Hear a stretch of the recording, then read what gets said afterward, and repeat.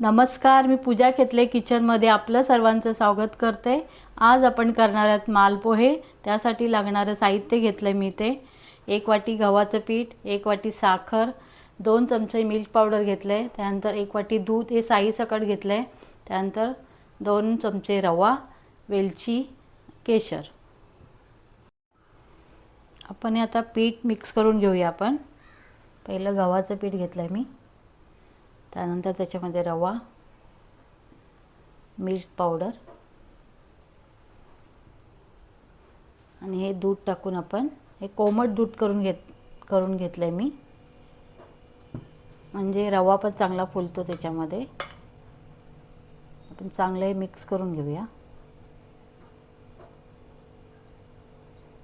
अजून थोडं दूध आपल्याला लागेल, आपण आणखी दूध घेऊया।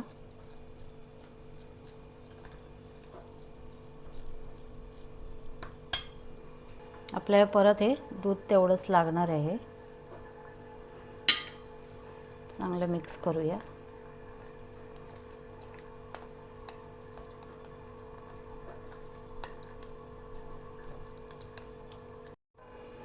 आपण असं बॅटर हे भिजवून घेतलेलं आहे बघा। असं त्याच्यामध्ये चिमूटभर मीठ टाकणार आहे।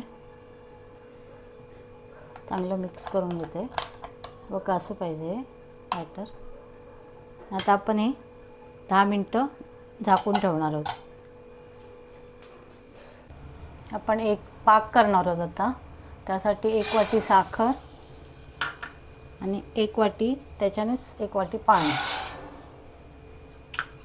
आपण आता साधा असा पाक करणार आहोत, जास्त एकतारी वगैरे नाही। आपण याच्यामध्ये वेलची टाकणार आहोत आणि केशर टाकणार आहोत। आपण साधा पाक करणार आहोत फक्त। बघ, आपला ही साखर चांगली विरघळली, साधा आपला पाक झालेला आहे। आपण आता हे गॅस बंद करूया। आपण हे मालपाव तळण्यासाठी इथे पॅन गरम करत ठेवलं आहे। असं पसरट भांडं घ्यायचं, त्यामध्ये तेल टाकून घेऊया आपण। त्याच्यामध्ये तूप टाकणार आहे। तेल आणि तूप आपण मिक्स करून घेऊया।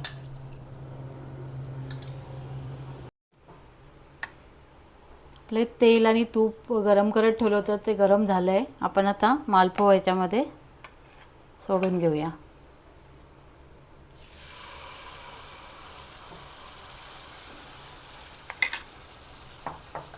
चांगले खरपूस येईपर्यंत आपण तळून घेऊया। आपण हे आता खालच्या साईडने चांगलं शेकलं आहे। आपण आता हे पलटी करून घेऊया।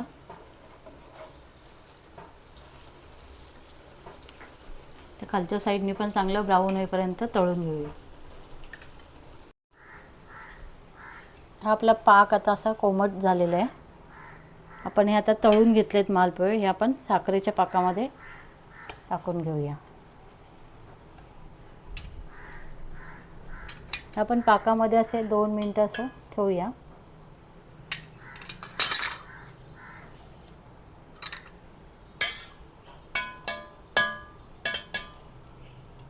असे 2 मिनिटं ठेवूया, नंतर आपण काढून घेऊया। हे आपण आता हे 2 मिनिटं ठेवले, त्याच्यामध्ये आपण काढून घेऊया आणि सर्व करूया। आपले तयार झालेले आहेत। आपले तयार झालेले आहेत मालपोहे। हे तुम्ही रेसिपी नक्की करून बघा, खूप छान लागतात आणि हे अगदी फ्रीजमध्ये ठेवले ते 4-5 दिवस चांगले राहतात। आणि ही तुम्ही रेसिपी नक्की करून बघा आणि आपल्या चॅनलला लाईक, शेअर आणि सबस्क्राईब करा। धन्यवाद।